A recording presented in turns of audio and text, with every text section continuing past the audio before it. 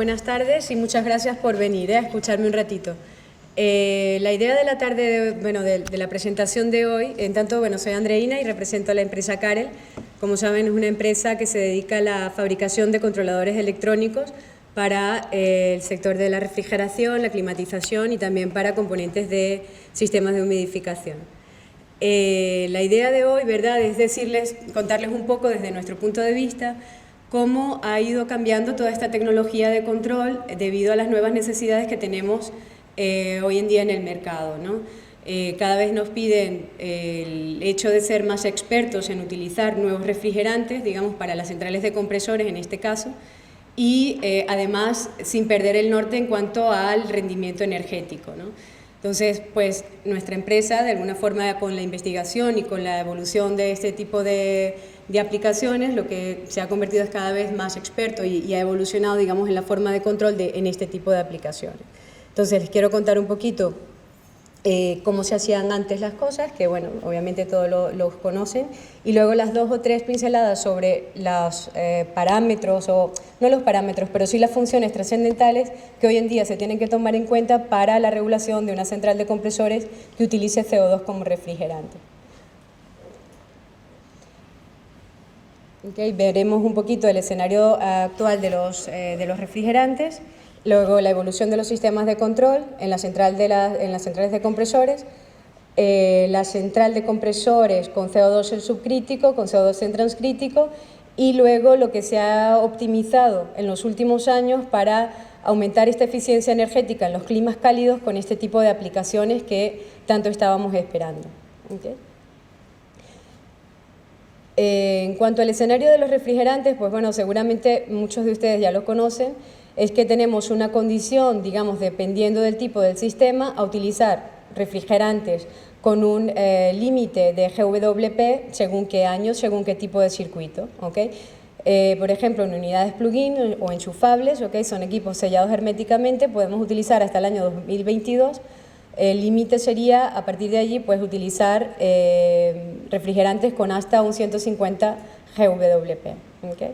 Luego en unidades condensadoras, serían unidades condensadoras que normalmente se utilizan para suministrar frío a unos cuantos servicios. El límite sería 1500, ¿verdad?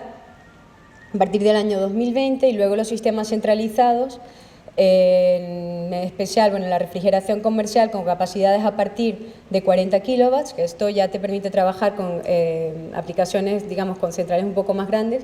El límite es utilizar hasta refrigerantes con hasta 150 GWP. ¿Okay? Toda esta eliminación gradual del tipo de refrigerantes que utilizan, que hasta ahora habían sido HFCs, ha impulsado el desarrollo, digamos, de nueva tecnología, obviamente, y de nuevos recursos para poder gestionar esta nueva necesidad.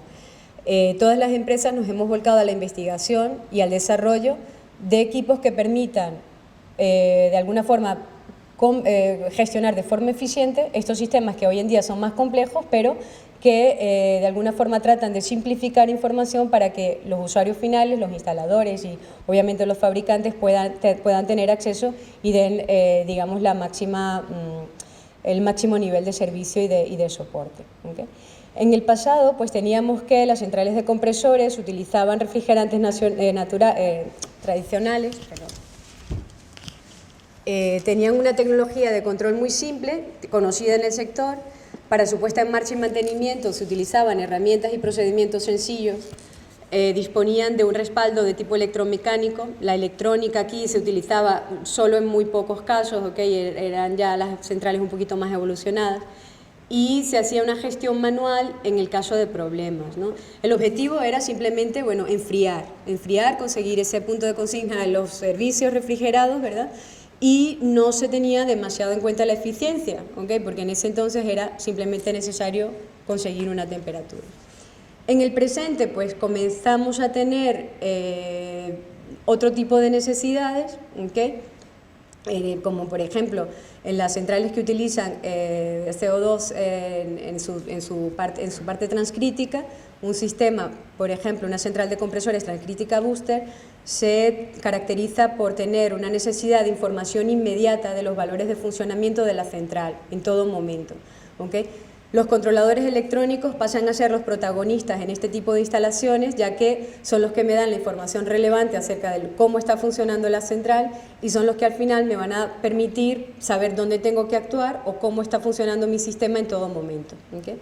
Las herramientas de servicio y mantenimiento pues necesitan tener la última tecnología disponible en el mercado para poder reaccionar de forma ágil y efectiva, especialmente en el caso del CO2. Muchos de ustedes, si ya han trabajado con ellos, saben que la reacción del CO2 es muy rápida, ¿okay? Con lo cual los sistemas necesitan una respuesta inmediata. Estamos hablando de sistemas de control que hoy en día ya no solamente comunican a través de red, sino que incluso tienen que comunicar inmediatamente entre ellos, datos entre ellos para poder reaccionar en segundos, ¿okay? Continuamente. Las herramientas de servicio y mantenimiento necesitan tener, apunta esto ya lo he dicho, perdón. Entonces el objetivo principal es la regulación de la central de compresores en condiciones de seguridad y con eficiencia energética, preservando la calidad del producto alimentario. ¿Okay? Esta es otra de las variables que realmente debería ser uno de los temas principales cuando se abordan este tipo de regulaciones, ¿verdad? Porque queremos tener sistemas que sí trabajen con refrigerantes con un bajo contenido GWP, o sea, con un bajo GWP, perdón, que sean eficientes, ¿okay? Pero que no pierdan en ningún momento el objetivo de conservación de la temperatura de la temperatura de conservación del producto. O sea, que todo eso esté junto, ¿verdad? Sin, quitar la calidad de temperatura de conservación del producto alimentario, que al final es lo que a todos nos importa. ¿Okay? ¿Qué necesitamos hoy en día un sistema de control? Pues un sistema de control nos debería dar fácil acceso a toda la información relevante del sistema para poder tomar una decisión sobre qué acción hacer en el caso, esté ocurriendo algo anómalo. Nos debería dar un fácil entendimiento de las condiciones de trabajo de las centrales de compresores. ¿Okay? Deberíamos tener procedimientos de configuración fáciles, flexibles, guiados. ¿Okay? Muchos de los sistemas actuales pues incluyen unos pequeños ayudantes, unos pequeños wizards, ¿no? Como les llaman. Imprescindible tener la parte de seguridad integrada, backups o rutinas de funcionamiento o incluso de sondas de funcionamiento. De poder tener alarmas predictivas que me ayuden, digamos, a prevenir algún tipo de problema en la central de compresores y, por sobre todo, tener una integración de sistemas que me permita una interacción y una sincronización entre todos los componentes de esa instalación. ¿Okay? Esto es algo en lo que nuestra empresa ha apostado muchísimo en los últimos años, no solamente en el área del frío, en el área también de la climatización. Retenemos que los controladores no son nada por sí solos, ¿okay? Sino que tienen que actuar en conjunto con otros controladores del campo de la instalación para poder ofrecer una solución de control integral, un sistema único. Cuando hablamos de, muchos de ustedes lo sabrán, pero cuando hablamos de centrales de CO2 en su parte subcrítica, el CO2 no intercambia, digamos, calor con el medio ambiente, sino que lo intercambia con un circuito primario. ¿Okay? El circuito primario normalmente puede ser R134, es lo que se utiliza últimamente, pero puede ser cualquier otro refrigerante, y su misión es ayudar a bajar la presión de condensación del CO2, es decir, bajarla por debajo de su punto crítico. Ese refrigerante en el circuito primario puede ser a punto 134 o cualquier otro. Incluso, escuchando un poco la presentación anterior, podría ser perfectamente amoníaco, en el caso de que se pueda, o sea, de que la legislación a punto del país lo permita, o cualquier otro refrigerante que simplemente sea compatible y que me permita, digamos, bajar esa presión de condensación del CO2. El caso es que el CO2 no está solo en el sistema, ¿verdad? Está interactuando con otro refrigerante a través de un intercambiador de calor. El sistema subcrítico puede ser de dos tipos, ¿okay? Puede ser de tipo cascada o puede ser de tipo bombeado. Por aquí tenemos a alguien que ha visto un sistema bombeado, seguramente se acordará de mí en alguna otra ocasión. En este caso hacemos la representación de la central de compresores con un sistema CO2 subcrítico en cascada. Tenemos una tarjeta electrónica que es capaz de controlar los compresores de la central de media, los compresores de la central de baja, que integra dentro de su electrónica también el control, el cerebro para la válvula de expansión electrónica, que en este caso la válvula de expansión electrónica es la que me va a regular, digamos, este intercambio de calor que hay entre el refrigerante en el circuito primario y el refrigerante en el circuito secundario, que en este caso es el CO2. O sea, con este refrigerante, que pongamos un ejemplo, puede ser el 134, bajamos la presión de condensación del CO2 y el sistema de control está encargado ya no solamente, digamos, de mantener una presión de trabajo adecuada en los compresores, tanto de media como de baja, es decir, con doble aspiración y una descarga, sino que además de controlar, digamos, los compresores de la central de media, de baja, obviamente la parte del condensador del circuito primario, controla además el condensador, en este caso del circuito secundario, que vendría representado por este intercambiador de calor. ¿Okay? Luego tenemos en este esquema una representación de una central con CO2 subcrítico en tipo bombeado. En este caso hemos separado las tarjetas de control, pero puede hacerse el control perfectamente con una. Esto era simplemente por dar un ejemplo también de integración, en el sentido que, independientemente de que cada una de las centrales de compresores tenga una tarjeta de control, ellas se comunican, se tienen de hecho que comunicar entre sí para considerar el sistema como uno único, ¿okay? Como un sistema único. En este caso del ejemplo, tenemos una tarjeta de control para la central de media temperatura, ¿okay? Controlando igualmente el condensador, y luego una central de compresores, o sea, un controlador para la central de compresores de baja temperatura. En el caso anterior teníamos que digamos, los servicios de media temperatura utilizaban el 130, o sea, el refrigerante del circuito primario. Hablo siempre de 134 porque es el que más se usa en refrigeración comercial, por ahora, por lo menos.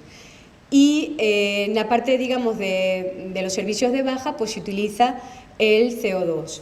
En este caso, en cambio, en un sistema bombeado, se utiliza siempre un refrigerante en el circuito primario, como puede ser también el 134, para condensar, digamos, esa presión, para condensar el CO2, ¿okay? Bajarlo por debajo de su punto crítico, pero en lugar, digamos, de pasar solamente a una parte del sistema, el CO2 se utiliza tanto en la parte de positiva como en la parte de negativa. ¿Okay? Existe un sistema de bombeo que permite suministrar de este CO2 en los servicios de media y luego a través de una expansión con la válvula de expansión electrónica pasa también a los servicios de baja temperatura. ¿Okay?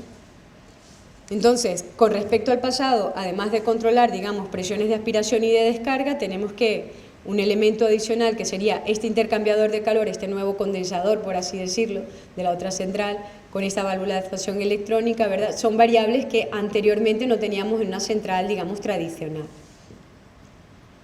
Okay. En este caso, una de las funciones que nosotros consideramos vitales para este tipo de aplicación la llamamos doble sincronización de sistema. ¿Okay? La doble sincronización de sistema consiste en la comunicación continua entre la central de compresores de media temperatura con los de baja temperatura. ¿Okay? Con esta comunicación principalmente se logra que el funcionamiento de la central de media, ¿verdad?, esté siempre, digamos, condicionado al funcionamiento de la central de baja, tanto en fase de arranque como durante el funcionamiento normal. ¿Okay? Se puede forzar la parada, digamos, de la central de baja temperatura en el caso en el que la central de media no sea capaz de funcionar correctamente, porque realmente una está condicionada al funcionamiento de la otra. Estamos diciendo que estamos utilizando un fluido, por ejemplo, 134 para condensar el CO2 que va en la parte de baja temperatura y un sistema sin el otro pues no podría operar. ¿Okay? Otro de los objetivos de este tipo de función es evitar señales simultáneas en los compresores en las distintas centrales, ¿okay? Evitar picos de corriente absorbida en el momento de arranques. ¿Okay? Luego, también podría forzar a punto el bombeo en la central de media cuando al menos un compresor de la central de baja está en funcionamiento. O sea, lo que quiere es que estas centrales en todo momento se comuniquen, ¿verdad?, a través de este sistema de doble sincronización, para que la central de compresores pues funcione correctamente. Okay. Otra de las funciones que está relacionada con este tipo de aplicaciones se llama o la llamamos, digamos, sincronización de trabajo entre la central de compresores y la válvula de expansión electrónica en el intercambiador. ¿Okay? Este intercambiador que conseguimos aquí es el que en el caso del sistema bombeado, por ejemplo, pasa luego al recibidor, y en el caso del sistema cascada, pues es el que viene de la central de media y la central de baja, ¿no? Esta unión, este condensador. Entonces, vuelvo aquí. La sincronización, digamos, de trabajo con esta válvula de expansión electrónica y el trabajo de las centrales de compresores, pues es muy importante. ¿Okay? En este caso, la central de baja temperatura puede comunicar a través del driver o el cerebro de la válvula las diferentes variaciones de capacidad que tiene, o sea, sí, de funcionamiento. Pues a medida que va cambiando su funcionamiento, puedo comunicarlo directamente al cerebro de la válvula de expansión electrónica y de esta forma tener bajo control la presión de condensación de la línea de baja. ¿Okay? Este es realmente el objetivo de este tipo de sistemas, ¿no? En el caso del sistema subcrítico, nuestro objetivo sí es conseguir un valor de sobrecalentamiento, pero por sobre todas las cosas mantener bajo control esta presión de condensación de la línea de baja, ¿okay? Que es al final la presión de condensación del CO2. Y en el caso del sistema bombeado, ¿verdad? Me permite tener bajo control lo que es la presión dentro del recibidor de CO2, ¿okay? Con esta pequeña, digamos, función. ¿Cuál es el objetivo? Que esa presión de condensación nunca suba por encima de un límite que nosotros consideremos grave para que la central pueda funcionar correctamente. ¿Okay? De esta forma, pues la regulación se hace muy fina y muy precisa, y ya no solamente, digamos, la central de la válvula, el objetivo de la válvula sería no solo conseguir un valor de sobrecalentamiento dado, sino que además, gracias a la comunicación que hay con la central de compresores, puede interactuar directamente para abrir o cerrar en el caso en el que la presión de condensación pues tienda a subir. ¿Okay? Esto, digamos, sería un sistema subcrítico, ¿no? O sea, utilizamos el CO2 en el circuito secundario y un fluido, como por ejemplo otro tipo de refrigerante, en el circuito primario. En el caso del CO2 transcrítico, el CO2 intercambia calor directamente con el ambiente externo. ¿Okay? Como saben, la temperatura crítica, el punto crítico de trabajo del CO2 se logra a los 31 grados centígrados. Temperatura muy fácil, digamos, de conseguir en nuestros países.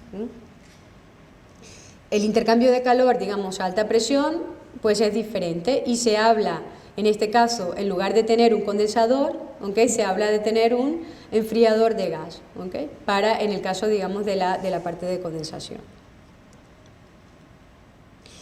Cuando tenemos un sistema transcrítico booster, por ejemplo, es decir, la descarga de la parte de baja es la entrada también de los compresores en la central de media.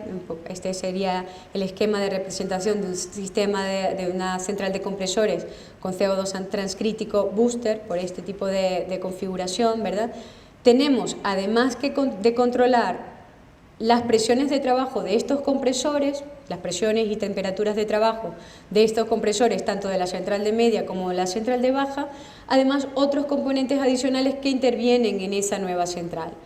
¿Okay? Además de los compresores, me voy a conseguir que en muchos sistemas voy a tener sistemas de recuperación de calor, el condensador pasa a ser un enfriador de gas, un gas cooler, voy a tener además un recibidor de CO2, ¿okay?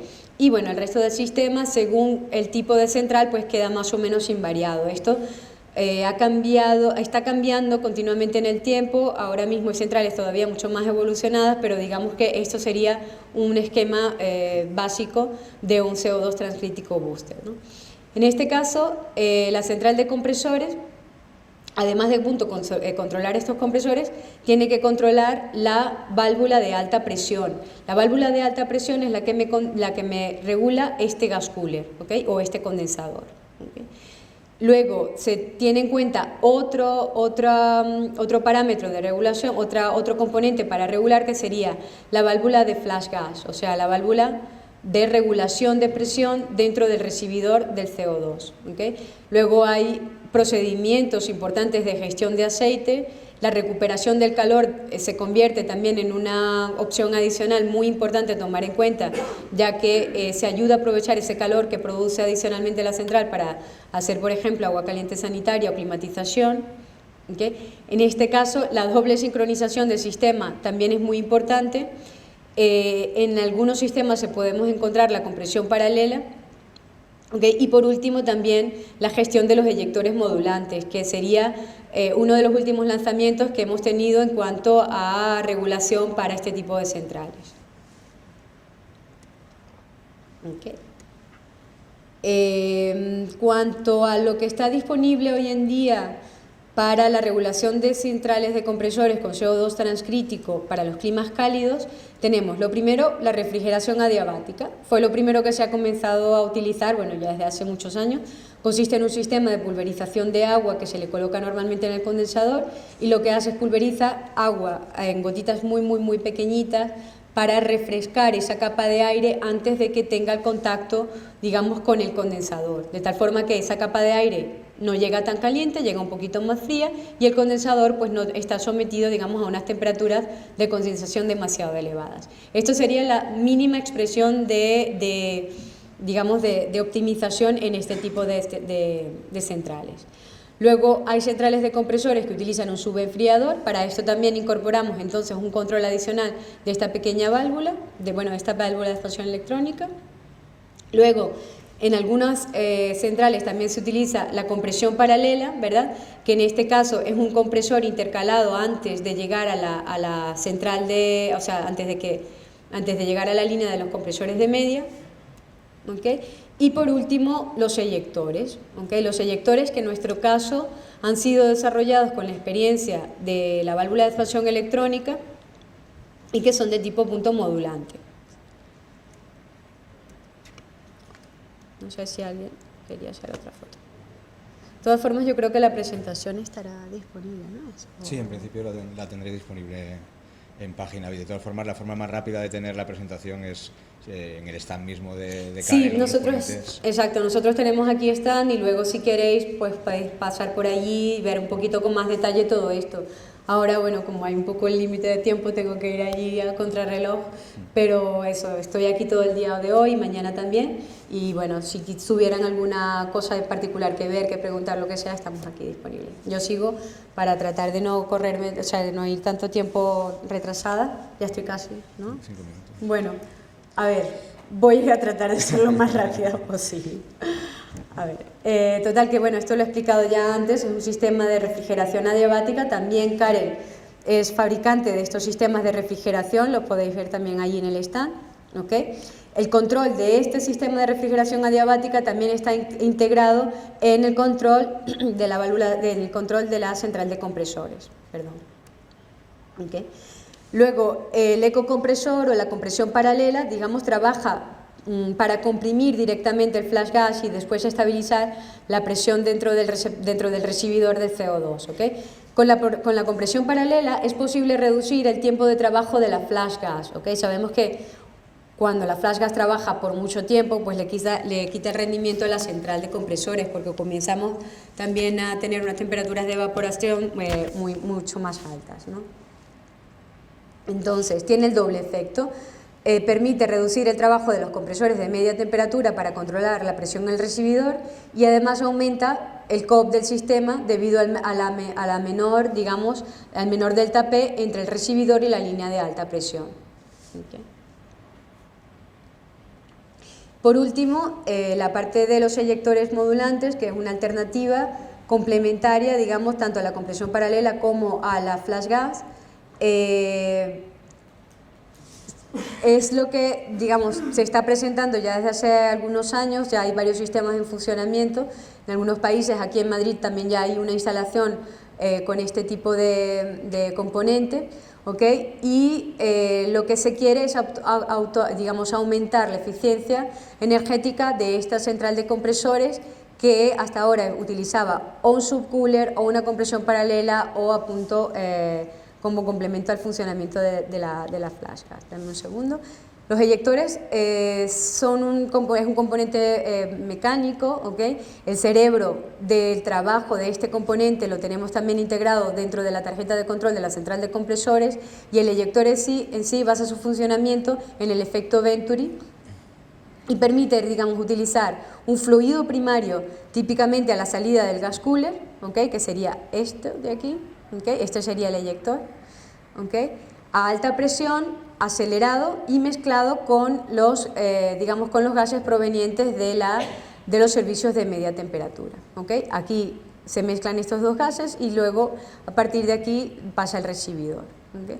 En este tipo de centrales no solamente tenemos el eyector, obviamente, sino el eyector es un componente más. Digamos que la central de compresores normalmente, o por lo menos las que yo conocí, las que conocemos hasta ahora, tienen siempre la flash gas, luego la flash gas, el compresor paralelo, y ya cuando la temperatura exterior comienza a ser extremadamente alta, se activa, digamos, el efecto el funcionamiento del eyector. Nuestra experiencia, digamos, en la parte de control no se limita solamente al control de la central de compresores, sino también al control de digamos, de este nuevo elemento, ¿verdad? Y a la sincronización continua del trabajo de los servicios refrigerados, tanto en media como baja temperatura, con los compresores, ¿okay? En este caso es necesaria una comunicación continua sobre lo que está pasando, digamos, pasando en la central de compresores y lo que está pasando en los servicios refrigerados, ¿okay? El uso de los eyectores permite reducir la relación de compresión, ¿okay? Y el caudal elaborado por los compresores, garantizando un ahorro energético. Algunos números, así, bueno, muy rápidamente, dependiendo de los perfiles climáticos donde se trabajen. Estos son unos estudios hechos por Karen. Tenemos, digamos, consumos energéticos medidos en Berlín, en Roma y en Atenas. Aquí no es que estén funcionando los sistemas, sino que tenemos unas estadísticas, o sea, tenemos los perfiles climáticos de estas ciudades, y lo que hacemos es que, de acuerdo a las horas en el año en el que estas ciudades superen una cierta temperatura exterior, sabemos que en ese espacio de tiempo es donde realmente comenzarían a funcionar los eyectores, ¿no? Entonces, con el porcentaje de ahorro energético que el ahorro, o sea, que repercute el eyector en el funcionamiento de estas centrales, se calcula cuál es el impacto que tendría en comparación con los otros sistemas que sí que han estado funcionando, ¿okay? Por ejemplo, en el caso primero de Berlín, ¿okay? Tenemos el consumo de una central de compresores de tipo tradicional, avanzado, que sería tener evaporación y condensación flotante, un sistema de CO2 subcrítico 134 y CO2, un transcrítico tradicional, un transcrítico con compresión paralela y un transcrítico con compresión paralela y el eyector, ¿no? Estos son los valores de consumos energéticos estimados en cada caso, y luego el porcentaje de ahorro que significaría utilizar el eyector en cada una de estas ciudades, ¿okay? Yo estoy justita de tiempo y bueno, muchas gracias por la atención, y luego si tienen alguna pregunta, pues estamos disponibles, ¿okay? Muchas gracias, Andrina. ¿Alguna pregunta sobre estos sistemas, algunos de ellos muy novedosos? De todas formas, bueno, les dije, estemos ahí en el stand, pueden ver, no, bueno, del vivo una central como tal, pero sí un sinóptico, y podemos pasar a ver si, no sé, tuviesen alguna pregunta allí directamente en el panel, que siempre es más fácil, no lo sé, como identificar dónde están estos componentes y cómo funcionan cada uno, ¿no? Y cuál es el objetivo, obviamente, en la parte de la central. Yo, aprovechando que estoy de moderador, sí que te voy a hacer una pregunta. Uno de los sistemas que has comentado, que es el uso de sistemas transcríticos con CO2, que se está poniendo muy de moda, os empieza a hablar mucho de ellos. Planteáis un producto muy interesante, que es el eyector, que realmente se está utilizando y parece que funciona de forma adecuada. ¿Cómo lo veis desde Carel para su uso a nivel industrial, y qué rangos de potencias parecen lógicas para su uso de momento o en el futuro? Ya, mira, hemos comenzado con el desarrollo de una primera gama, ¿okay? Con la partnership de uno de nuestros clientes, ¿okay? Es un sistema muy novedoso, pero en el que se confía muchísimo porque utiliza, digamos, conocimientos de termodinámica de toda la vida y se están utilizando aquí, en la central de compresores. Entonces, ¿cuál es la idea? De que ahora se están comenzando con una primera gama y me imagino que en la medida en que esto vaya evolucionando, nosotros también iremos aumentando las capacidades y planteando también este tipo de sistemas para la refrigeración industrial. Mientras tanto, hemos comenzado, digamos, despacito, con un cierto tipo de capacidades para las centrales de compresores en refrigeración comercial, ¿okay? Pero honestamente no descarto que en el futuro pueda tener una evolución bastante más para rangos más amplios. Como sabes, pues también nosotros tenemos un rango de válvulas de expansión electrónica muy amplio, los podéis también ver allí en el stand. Y con la experiencia que estamos recogiendo ahora, pues la idea es hacer que todos estos sistemas que tienen la necesidad de utilizar estos refrigerantes naturales, si existe un componente que hace funcionar estas centrales de forma eficiente, pues que nosotros podamos colaborar en el desarrollo.